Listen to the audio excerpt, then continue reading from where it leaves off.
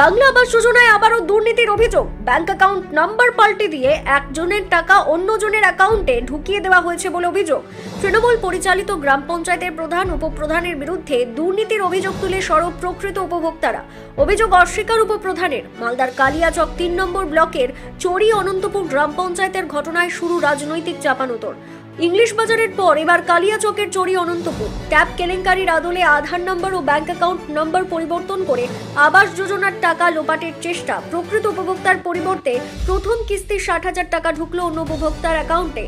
ফোনে টাকা প্রাপ্তির মেসেজ দেখে ব্যাংকে গিয়ে বিষয়টি নজরে আসে আদরি মণ্ডলের। তারপর বিভিন্ন দপ্তর ঘুরে জানতে পারেন তার টাকা চলে গেছে অন্য অ্যাকাউন্টে। এরপর ব্লক দপ্তরে লিখিত অভিযোগ দায়ের করেন তিনি। আদরি মণ্ডল ও তার পুত্র রমন মণ্ডলের সরাসরি অভিযোগ, এই দুর্নীতির সাথে জড়িত রয়েছেন এলাকার উপপ্রধান। মদত রয়েছে প্রধানের। অভিযুক্তদের শাস্তির দাবি করছেন তারা। এলাকায় বেশ কয়েকজনের সাথে এই ঘটনা ঘটেছে বলে মেনে নিয়েছেন চড়ি অনন্তপুর গ্রাম পঞ্চায়েতের উপপ্রধান শ্যামল মণ্ডল। তবে তাদের বিরুদ্ধে ওঠা অভিযোগ অস্বীকার করেছেন তিনি। ঘরে এসেছে, আমার টাকাটা মেসেজ আসলো, আমি টাকা তুলতে গেলাম তো টাকা নাই, অন্য নামে পুনাধরির নামে টাকা ভরেছে, জানি না তো কি কারসারি করেছে। আমার সবই মিলে গেছে, প্রধান উপপ্রধান মিলে কি কারসারি করেছে জানি না। আমার টাকা আমি খুঁজতে যাই, টাকা আমার নাই। বলছি আপনার মতো আরো কারো হয়েছে এরকম? হ্যাঁ, আরো অনেক কেউরি হয়েছে, ওরা তো গুরুত্ব দেয়নি। আমি আমার কাগজ আছে, আমার সবই কিছু আছে, আমি গুরুত্ব দিয়েছি। আমার জিনিস হারিয়েছে, আমি খোঁজাখুঁজি করতে লেগেছি।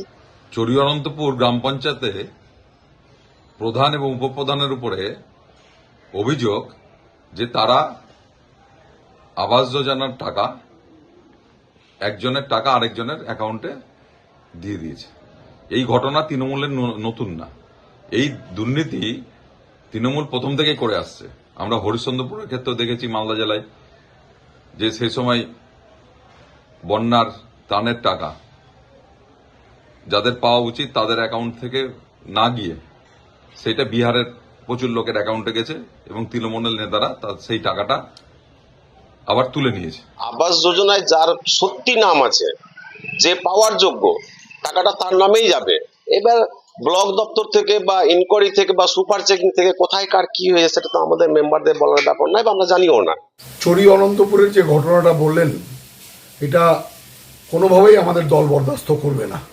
কারণ কেন্দ্রের শত বঞ্চনার পরেও মুখ্যমন্ত্রী মমতা বন্দ্যোপাধ্যায় এই আবাস যোজনার টাকা বেনিফিশিয়ারির অ্যাকাউন্টে যাতে পৌঁছায় তার জন্য ব্যবস্থা করছেন।